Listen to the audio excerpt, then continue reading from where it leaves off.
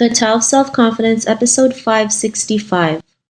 Welcome to the Tao of Self-Confidence, where I share stories of amazing women who have discovered their inner journey to self-confidence. Visit our website at thetaoofselfconfidence.com. Your inner journey to self-confidence awaits.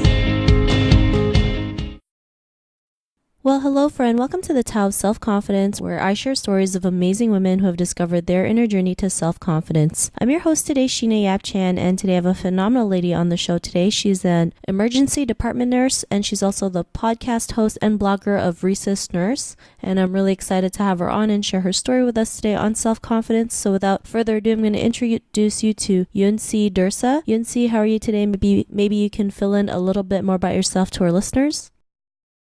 Hi, Sheena. Thanks for having me on. My name is Yun Cee Dirsa. I'm a registered nurse, and I work in a pretty busy urban emergency department in New York City. And I also launched a podcast and blog a year ago called Resus Nurse. And my focus for that is to offer free nursing education for the critically ill, very sick patients that come into our emergency departments.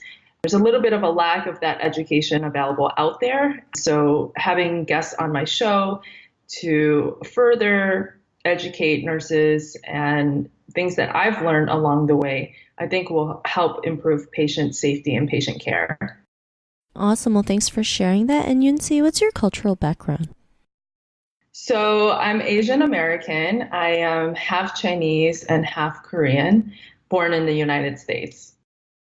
Thanks for sharing that. And what would be your favorite self-confidence quote?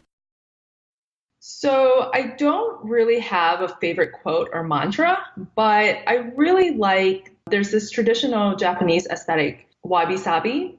So it has so many meanings and interpretations, I think, over time, that it seems to have a life of its own. Wikipedia's definition is worldview centered on the acceptance of transience and imperfection. I like the definition of flawed beauty. So as an Asian, there is this desire to achieve perfection, and in so many aspects of our lives, especially women. But then, you think about it, and what is perfection? So it's actually an abstract thought, and what one person or one day you may consider something as perfect, it may change the next day, or somebody else's view of what is perfect is different. So what I found is, for me, it's really about finding the beauty in imperfections. And that's really what makes each of us unique and special. And I think that's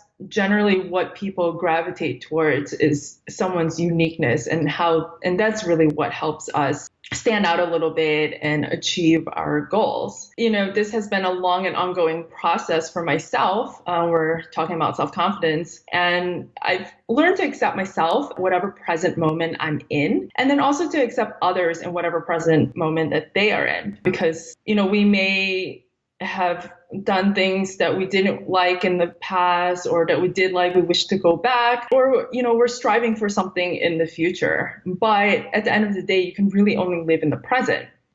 So, this definitely affects a lot of different things, like money, career, our waistlines, our happiness, our love, relationships, that kind of thing. So I think this is one of those things that, really life is a journey, and somehow it works itself out. Thanks for sharing that. And what was your life like before your discovery of self-confidence?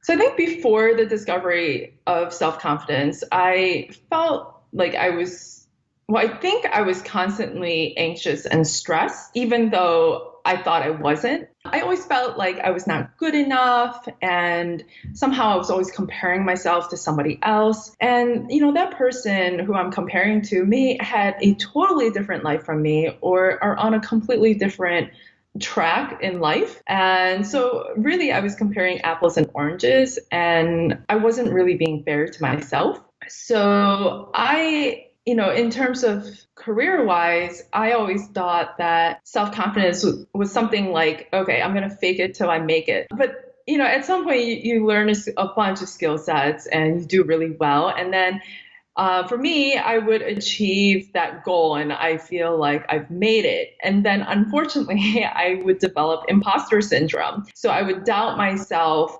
Like I'm doing well and everyone else seems to be thinking I'm doing a great job. But then with imposter syndrome, I really doubted myself and I had this fear, that maybe I'm a fraud or that somebody's going to find out I'm a fraud. But at the end of the day, it's not like, you end up achieving what it is that you went for, and then you just own it. So now I think that I just kind of go for things, even if I feel like I'm not 100% sure that I can do something, but I have a pretty good high percentage that, yeah, I can do this. And I just need a little bit of time to figure it out. And I go for it. And it doesn't have to be perfect. And sometimes things don't work out. Sometimes it does. And, you have nothing to lose but to go for it. And so that's where I'm at right now. Thanks for sharing that. And, what was that point in your life when you realized you were more than enough to, be like the confident woman that you are, especially, creating a podcast and having your own blog about, what you're doing? What was that aha moment?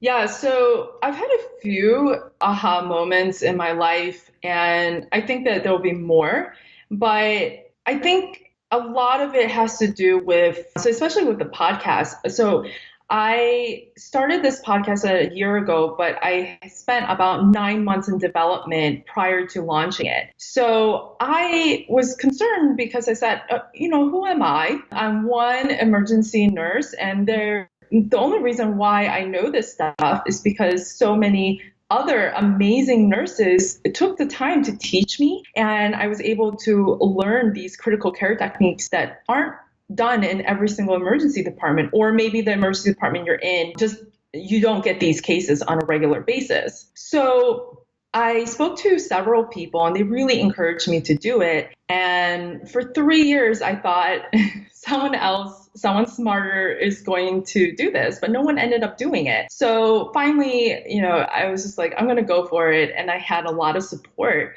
a lot of colleague support to do it. So I just did it and just to see what happened. And, it's scary. I'm putting myself out there, and I did have a bit of that imposter syndrome feeling of what if people think I'm a fraud? But I did my research. I'm doing the hard work behind it. And lately I've been getting some nice remarks back about how people are finding the podcast episodes helpful in their career and in providing patient care. So now it's about a year out after the initial launch, and I'm looking forward to producing more episodes just to help with that. You had asked, I tend to be the most critical person of myself. And at some point, I realized that my opinion is valuable. And so because my opinion is valuable, then I can form an opinion and be okay with it, and other people will value my opinion.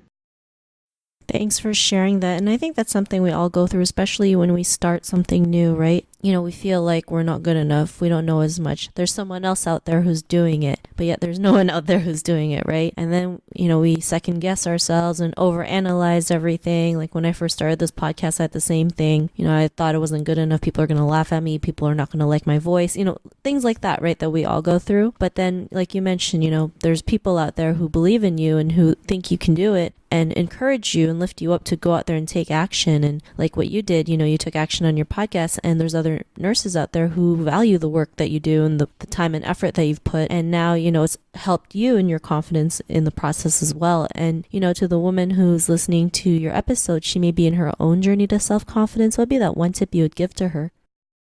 I think that one tip that I would give is we are actually, as women, we are too hard on ourselves. And we're actually, I think, a little too hard on each other in terms of women to women and women. I think that we should be helping each other and just have to be kind. You should be kind to everyone you meet, everyone you know, you work with, and more importantly, you need to be kind to yourself. Thanks for sharing that great tip. And yeah, I totally believe, we have to start with ourselves, or else we won't be able to have others treat us the way we want to be treated, right? It has to start from us so we know and realize the kind of love or kindness that we deserve. So thanks for sharing that great tip. And if our listeners wanted to get to know a little bit more about you and what you do, or check out your podcast, is there any links or social media profiles we can connect with? Yeah, so my blog, and you can find me on iTunes, it's resourceful.com, resusnurse.com. And my Twitter handles are at Resus Nurse and then at YUN_CEE. If you want to get me on Instagram, it's at Longboard Surf Girl, and I'll give Sheena all the information.